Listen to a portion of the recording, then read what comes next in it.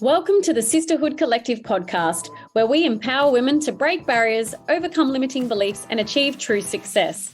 I'm your host, Laurie Lauren, entrepreneur and founder of 5 successful businesses. Join me as I share proven strategies, interview inspirational leaders, and provide behind-the-scenes insights to help you level up in your business, career, and in life. Because together, we can get further faster. Okay, let's dive in. Well, hello, everyone, and welcome back to another episode of the Sisterhood Collective podcast. Today, I am flying solo because I've been thinking a little bit about the past, and I thought a really good topic to kind of reflect about and discuss is, I think, something we all do quite often. And we ask ourselves, or I'm going to ask you today, are you living in the past? Reflecting on the good old days can give you the warm and fuzzies. But could it be sabotaging your future? So I just want to explore this a little bit.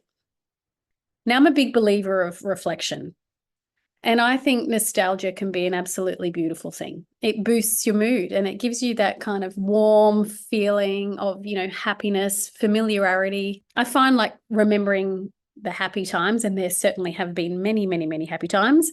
It can be a really great way to connect with others, but also reduce your stress. Now, it was the other night, I think Lauren and I must have been talking on Zoom for like 3 or 4 hours. She was having a glass of Prosecco. I think I was still sick, so I wasn't. But we were going through all our old photos of all the travel that we had been together all across the world. And we've both obviously got different photos. She's got whatever she took back then, because back then I'm not sure we were really taking photos with the old mobile.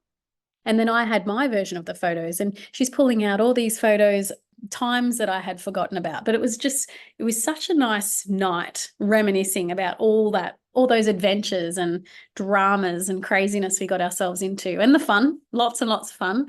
And I think we all do that, right? And it's nice. Of course we should be doing that. I think it's a really good thing to do. And, for Lauren and I, it was a really good connection piece as well. I even think back to the early days of starting, my first business, and the fact that for me, it was just a hobby and a passion. And then not too long into it, when it wasn't doing so well, it was tough. And all these memories, though, previously, that are filled with, there's excitement and there's pride and there's fun and there's joy and there's sadness and, all sorts of things. And I think that's the good side of reflection. But I also think there's a danger of overindulgence. And we could say that for anything, right? Red wine, brunches, lunch, chocolate, all the good things, cheese.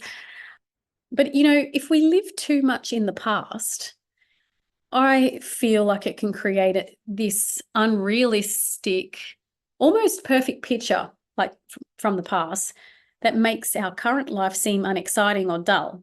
Now, this might not be for everybody, but you'll certainly, I would imagine, have times of this, because I certainly do.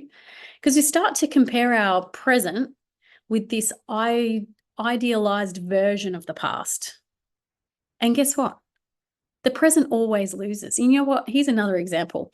I think back to a previous boyfriend who treated me so bad, was abusive, all those sorts of things. And, you look back at pictures, because some of his pictures came up the other night too, and I started to smile. And then that moment of, what about all the bad things that he did too? I had to stop, though, and really remind myself of the bad, not just keep thinking of the good. So I feel like the present can sometimes always lose, right? Because we just remember the good times when we think back. Even when I think back of, Lauren and I's ventures around, we had amazing time, that's for sure. But there was a photo that came up the other day, or even just remembering the location, it was Croatia. And yes, we had a ball, but there was this time we could not find accommodation to save ourselves. We actually ended up knocking on doors of people to say, could we stay in your basement? Firstly, how dangerous is that? And two, I remember both of us being a little bit cranky by this time, because it was boiling hot. We're carrying packs. Yes, we were backpacking, carrying packs. No one would, give us this safe space to sleep for the night. We're starting to get nervous and worried, and there was those moments of uncertainty and danger. But I suppose that's what creates a good story too, right? So if we're living too much in the past, and, reminiscing and only remembering the good times from back then, I feel like it really prevents us from building on the new opportunities that sometimes are right in front of us, because we're not fully engaging with what is or what could be. And I think this is a really important aspect that we should focus on as well. I think I talk about this a lot in my podcast. The topics that I choose are primarily to bring it just to the forefront of your mind, right? I like to just create awareness of things and make you stop and think. They're thought-provoking topics sometimes. And I think one key sign that you're living in the past is if you find yourself constantly saying things like, back in my day, or, things were so much better when, those sorts of, the starts of the conversations that start like that. I think that's a key sign. So if you do find yourself saying that, just, have a little think about where you're going with this. And you might say it occasionally, and that's fine. But if it's becoming a pattern, I think it's something you kind of need to recognize. And another sign is like feeling a sense of loss or sadness when you think about the past instead of thinking about joy or happiness and laughter, fun. Because if your memories are pulling you down instead of lifting you up, it might be time to shift your focus. You might actually need to reprogram your mind, right? Which you can do through one of our affirmation exercises that we have out there, or even just doing that yourself. We'll get to that in a minute. We talk about mindfulness a lot in the sisterhood. That is literally the premise of how this started, was connection, personal growth, and then thriving. And we do that through having a positive mindset and improving each action that we take, maybe just that little 1% better. So being present in the moment, it's about appreciating where you are right now and recognizing the opportunities that are in front of you. So there's a couple of little actionable steps you can take to make sure that you're not falling back into the past. And we do this in our growth room in the Sisterhood Collective.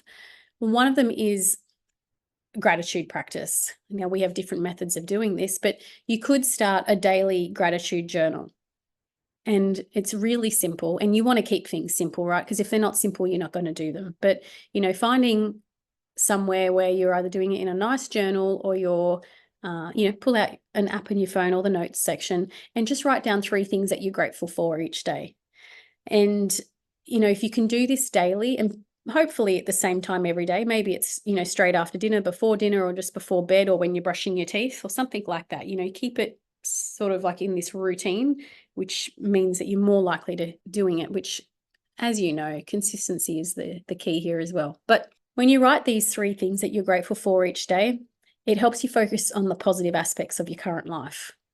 And when life is so chaotic and busy, or we're going through times of overwhelm and stress, we need to see even the simple, small things and see them in this positive light to help get us through. Otherwise, you're just going to sit there and think you've had the worst week.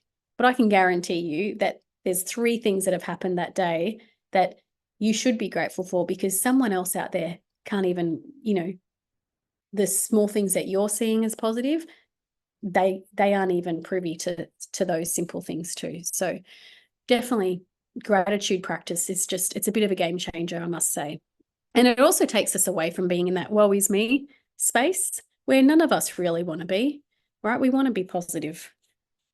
Another action step you can take is just setting goals. And I mean, setting goals isn't necessarily for everyone, but think about things that are exciting to you. I always like to think of it as I like to set new and things that are exciting goals for myself. So this could be whether it's in your personal life, your career, your hobbies, your business, it gives you something to look forward to. And these goals could be anything from, saving enough money to going on a holiday, which obviously you then need to choose a location, you need to choose a date and time, then you need to book it, and then you need to, start prepping yourself to go there. Or it could be something like leaving the current job that you're in because it's not satisfying you, and finding a new job where it aligns with your values and where you're wanting to go.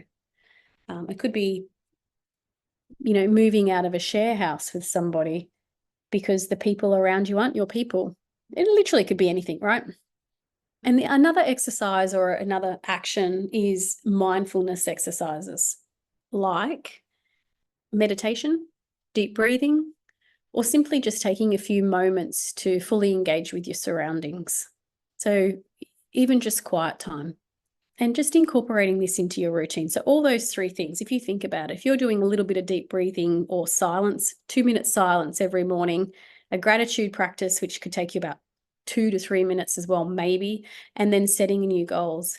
Actually, here's another exercise I've done before as well, is just writing something, just a goal down every single day. And it could be different every single day. It could be, reach for the stars, almost unimaginable, but it's a goal, or it's something that excites me and I would love to do it someday. It could be as simple as that. And if I did those three things every single day, I could do that in 3 or 4 minutes. And everybody has a spare 3 or 4 minutes of time, because if you look at your phone and have a quick squiz at how much time you're scrolling on your phone, or how much television you're watching, I'm pretty sure you could find 3 or 4 minutes to do something that's actually beneficial to you and your mindfulness and your well-being. So I guess at the end of the day, reflecting in the past isn't bad. It's crucial just not to let it overshadow your present and your future. And I think that's the key message I'm trying to get to you guys today. It's being mindful and focusing on gratitude so you can appreciate the now and build this amazing future that we're all striving to build. Don't let the past keep you from the love of your future. Embrace today and all of the possibilities that it holds. I'd love to hear your thoughts on this topic. Have you caught yourself living in the past? How do you bring yourself back to the present? Drop a comment on our social media or send me a message, because I'd love to hear from you. Subscribe if you like these. Send me a message if you want a specific topic to be spoken about and my crazy opinions. Otherwise, until next time, keep thriving and living your best life. Thank you for joining us on the Sisterhood Collective podcast. Remember to hit that subscribe button so you don't miss out on any upcoming episodes. And if you want to be the first to hear what is new at Sisterhood Collective, you can find out more on our Instagram, or you can sign up to receive our weekly newsletter and let the good times continue to roll. Now it's time to turn your clear vision into bold action.